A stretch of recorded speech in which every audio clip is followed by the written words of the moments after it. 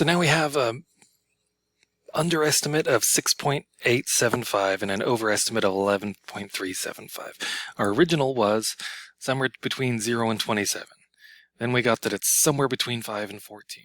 Now we have that it's somewhere between 6.875 and 11.375. Our minimum's getting bigger, our maximum's getting smaller, the interval of possible answers is shrinking. How fast is it shrinking? Is this getting better and better? A key thing to remember is our first terrible estimate said, what's the fastest it went over the interval? What's the slowest it went over the interval? The answer's got to be somewhere between there. We're not doing anything bigger than that. We're just doing that on smaller and smaller intervals. We cut the time into small intervals, and now those underestimates and overestimates that are very clumsy, they become less clumsy because the range of spaces shrank from, it was somewhere between 0 and 9 feet. Well, now our biggest gap of spaces was it's somewhere between 6 1/4 and 9. This is a smaller gap that's giving us a smaller error. And we can keep doing this. I won't make you watch me do another one, but we can cut the world into 12 pieces. The interval from 0 to 3 is called an interval. When we cut them into pieces, they're called subintervals. So our first one will be 0 to 0.25. Our original interval had length 3. When we cut it into 12 pieces, they'll each have length 1/4. So here's our 12 time periods that we've cut the time into. If we wanted to find our minimum speed for each time period, it's the left-hand speed, because it's an increasing function, so I would take v of 0 here as 0.00 feet per second. Here it'll be v of 1.5 is 1.5 squared is 2.25 feet per second. We can fill that in for all of them. We plug them in using the formula. We had our velocity function was given by v of t is t squared. So in each of these I'm taking what is the minimum speed. That was the lowest value because that's an increasing function on our time period. It's going to be the left-hand value.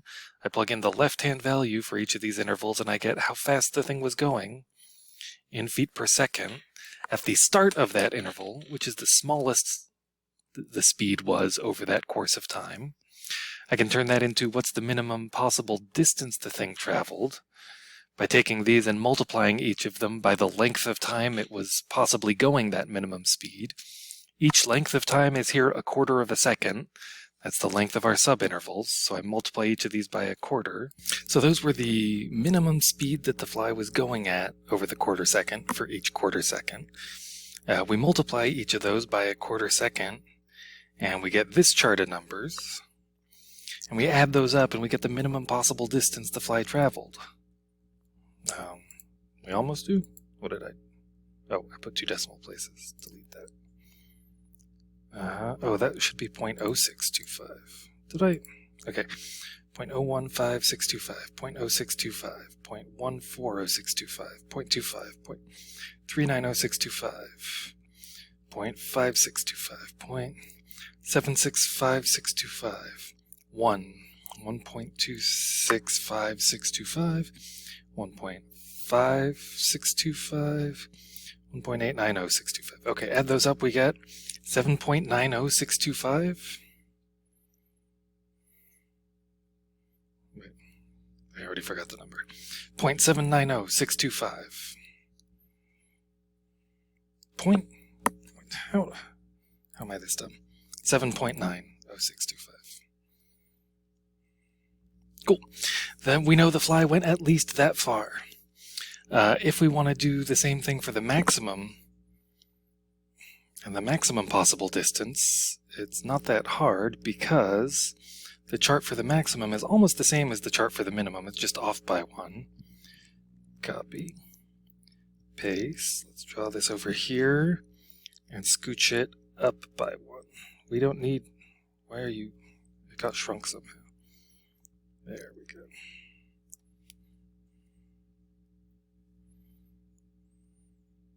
There. So we don't use this top row. You know what?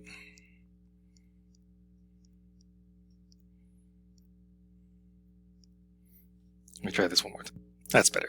So the we're deleting the first row because the highest speed it could have been in the first 25 seconds is the same as the lowest the speed it could have been for the next 0.25 seconds. So this is the maximum speed. This is the maximum possible distance on each of those intervals. Except we need to add in this last interval where your maximum speed was v of 3 is 9. Multiply that by 0.25 and we get the furthest you could have gone in that last quarter second is 9 feet per second. For a quarter second is 2.25 feet. Add all those up and you get, it's going to be the same number, just adding on that last 2.25. And we get this time it's a maximum of 10.15625. So our very bad original estimate was it's somewhere between 0 and 27. We cut that into 3 seconds and got it somewhere between 5 and 14. We cut it into half a second, and we got it with somewhere between 6.8 and 11.3. We cut it into a quarter second, we got it somewhere between 7.9 and 10.15. These intervals are getting narrower and narrower. A question we have is the interval going to shrink down? Like, maybe I want to know a gap that I want to know what the speed is out to 2 decimal points. Is the gap between these two numbers ever going to shrink as small as 0.001? And the answer is yes, it is, and we can check that because why is my stylus dead again? My stylus is dying a lot. Because I can see exactly what the gap between these two numbers was. The only difference between these was this 2.25. Where did that come from? It came from taking that 9 feet per second and multiplying it by that quarter second. So if instead of cutting it into 12 pieces, say we had cut it into 100 pieces, then each of those pieces would have had width 0.03. So the difference between our two estimates would be at most 9 times 0.03 would be 0.27, still bigger than we wanted, but it'll get shrunk smaller and smaller. It takes a long time. Doing these estimates by hand is not a thing we're going to do that often, because we've seen, like, doing all this multiplication and adding just sucks. It's sort of nice that when you're doing derivatives, it's way easier to get a good estimate. I can plug in, if I want an interval of width 0.0001, I just need to type in the number 0.0001 and plug that into the function.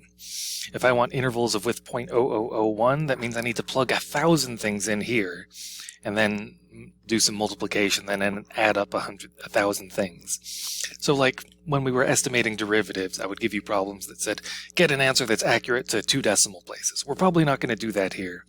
I am going to have you do some of these computations to get a handle on how they are, but nothing is as long and cumbersome as this one we just did on this page. Right, this thing we're doing is going to be called a definite integral. Let's take the definition of that. Actually, before we go on to the definition of derivative, I want to zoom in on this idea one more time, because this is kind of a big deal. We want to know what is the exact distance that the thing travels. We know it's more than 7.9 and less than 10.15. We know we can get presumably better and better estimates, an underestimate and an overestimate. A thing that's not clear is that the gap between those over and underestimates shrinks to 0. Is that the case? If this got bigger and bigger but never bigger than 8.5, and this got lower and lower but never lower than 9.5, then for all we know the distance could be anything between 8.5 and 9.5, and this type of estimate will never get us an exact value, or will never get more exact than something between 8.5 and 9.5. And the thing I said a second ago that is still the case is that we know the gap must actually shrink to 0. Because the amount of the gap, we can see right here, was 9 times how long is the tiny subinterval. And if those tiny subintervals get tinier and tinier and tinier, closer and closer to 0, then the gap will get closer and closer to 9 times 0. Will shrink down to nothing. So we really, really can, if we want 20 digits of accuracy, we can come up with small enough subintervals. We need a computer that is good at doing these things out to probably more than 20 digits. But it's doable, and it stops being a thing we want to do by hand and becomes a thing we try to program a computer to do. But now let's move on to the definition of what the definite integral actually is.